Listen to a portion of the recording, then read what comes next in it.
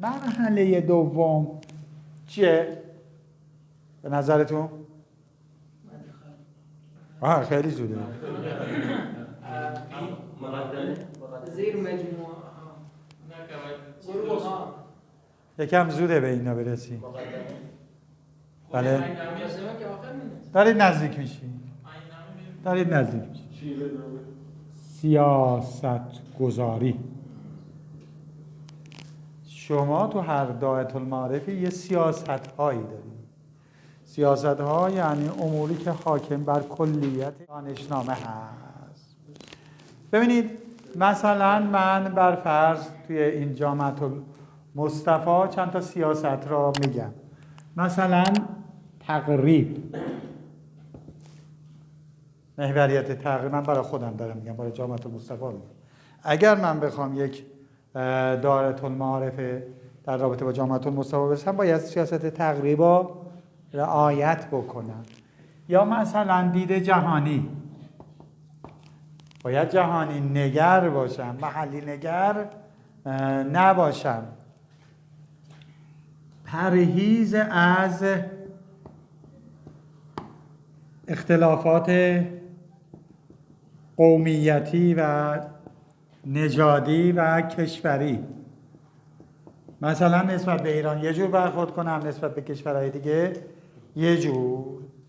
ببینید الان دارید ملموس احساس میکنید کسی که داره دانش جامعه المصطفی را مینویسه چگونه باید سیاست گذاری بکنه. بعد مثلا بر فرض فارسی نویسی، باید فارسی سلیس روان معیار بنویسه. در فارسی نویسی ما یک عبارتی داریم، این عبارت را من کلمه‌ای داریم توضیح میدم. فارسی نویسی معیار. حالا شما ممکنه اردو نویسی معیار داشته باشید. فارسی نویسی معیار یعنی اون فارسی نویسی که الان توی کشور رایجه و صدا و سیما رعایت میکنه. لزوماً به معنای فارسی نویسی فرهنگستان آقای حداد نیست. حالا بعضی وقتا شوخی میکنن، میگن مثلا برای کروات گفتن در آویز زینتی. نه اینا شوخیه. یا برای پیتزا مثلا میگن پش لقمه.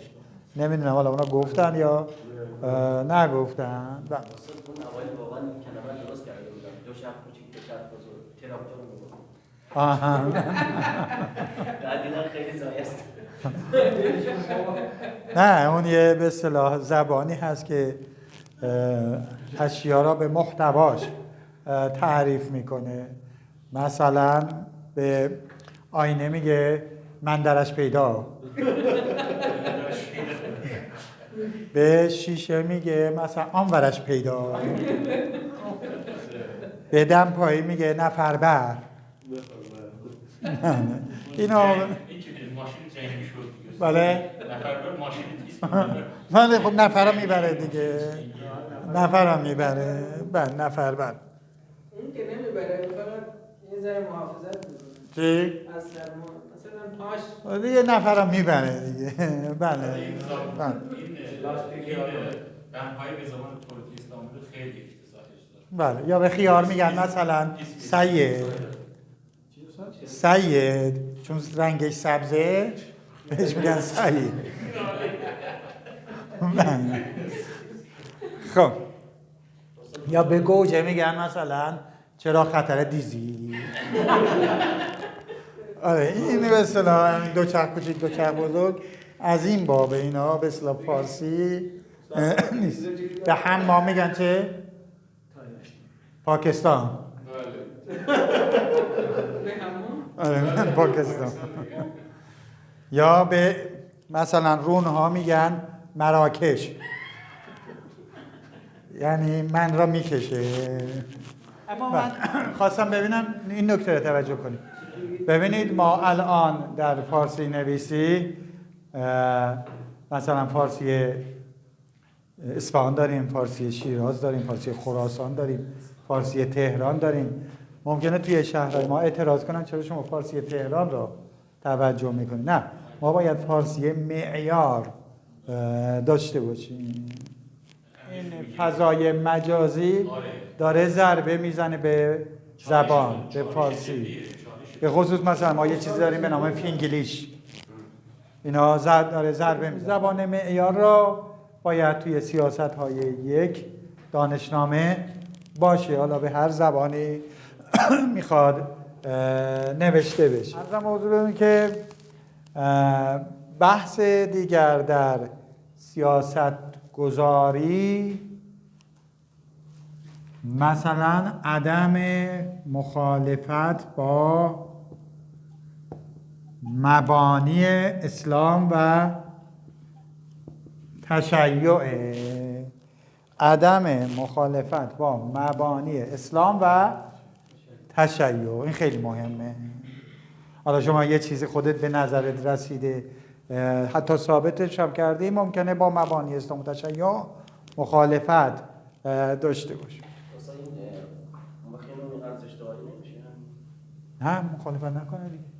مقاله که می‌نویسی، یعنی شما میگی مقاله دارم سیاست گذاری میکنم، سیاست گذاری که جایی نوشته نمیشه، پشت صحنه است.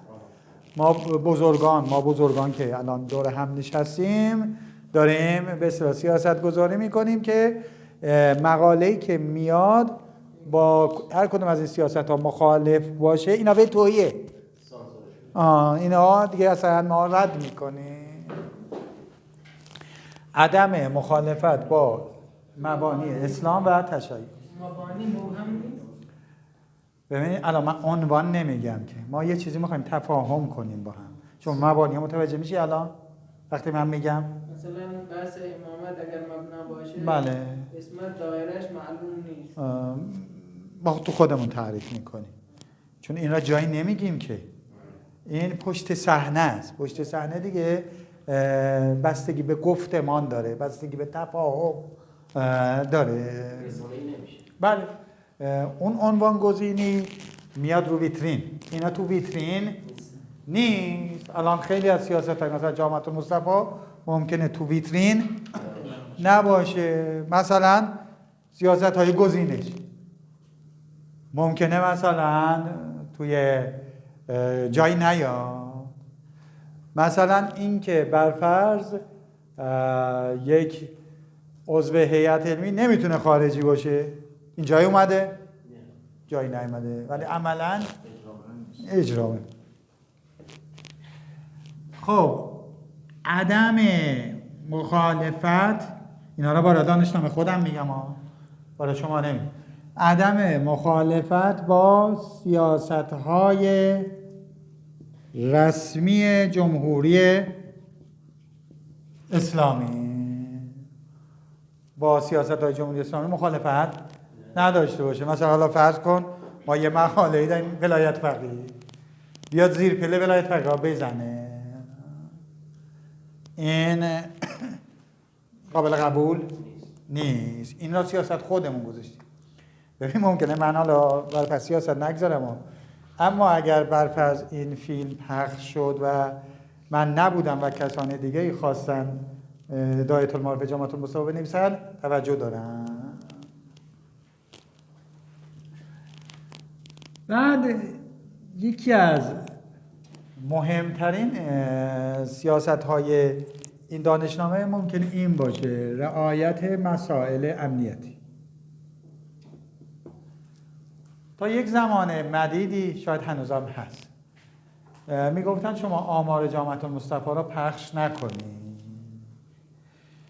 ما الان مثلا یه وقت می‌خواستیم بریم دانشگاه تهران سخنرانی کنیم در رابطه با گروه تاریخ جامعه المصطفی، گفتن این گونه آمار را ندیم. چرا؟ چون هم برای خود ما خوب نیست که مثلا دشمن متوجه میشه، هم برای خود اون ملیت ها که مثلا یه ملیت آذربایجان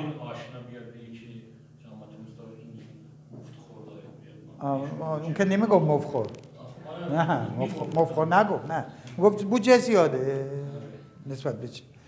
ببینید مثلا یه وقت آذربایجان یک کشوریه با ما تنازع داره، یه دفعه ما آمار بدیم 30,000 یا 2,000 مثلا دانش پژوه آذربایجانی ما داریم. اینا اگر بیان هر کدوم یه بمبن. حالا شما ممکنه بگید که اگر ما بخوایم رعایت مسائل امنیتی بکنیم اصلا دانشنامه جامعه المصطفی ننویسیم. نه، لزومی نداره ما عقب نشینی کنیم. چرا؟ چون جامعه المصطفی به عنوان یک نهاد علمی، فرهنگی، تبلیغی کلی چیز داره که میتونیم بنویسیم، مثلا اساتیدشا، درساشا، رشته‌هاشا، اینا همه را ما میتونیم معرفی بکنیم. پس برفرض یک مقاله بود، آمار ریز داده بود، حالا ما خودمون بیرون ندیم. حالا باید بعد به قول آقای فرقان تعریف بشه که مسائل امنیتی چیه، ما چه آماری را میتونیم بیرون بدیم، چه آماری را نمیتونیم بیرون بدیم. حالا که بحث جامعه المصطفی شد و الان ما داریم به عنوان یک دایره المعارف معیار روش بحث میکنیم، یک تکلیفی من به شما بدم. یکی از نهادهای بزرگ آموزشی دنیا را ببینید، سایتشون، یا الازهر را ببینید، یا ام القری، یا یکی از مثلا آکسفورد یا جای دیگه، ببینید که چه آماری خودشون میدن، سایتشون چیه، آیا دایره المعارف دارن یا ندارن. تای سختی هم داره، نخبه باشه، این معدلش بالا باشه، فلان باشه، همینجوری. آره، یه نهاد بزرگی توی آمریکا وجود داره، این خصوصیات داره. من خب اسمش رو نمیدونیم، بله اسمش یادم یه اینترنت بزن شاید. بله، اون نهاد بزرگه. بله. خب اینم این بحث دیگه. چه سیاستی به نظرتون میرسه؟ مثلا ممکنه برای جامعیت هم باشه که ما حتی الامکان همه جاهای جامعه المصطفی را معرفی بکنیم. خب من نمونه از سیاست ها را گفتم. دوستان سیاست های جامعه دایره المعارف خودشون را هم بنویسن، یادداشت کنن سیاست های دایره المعارفی که شما برگزیدید.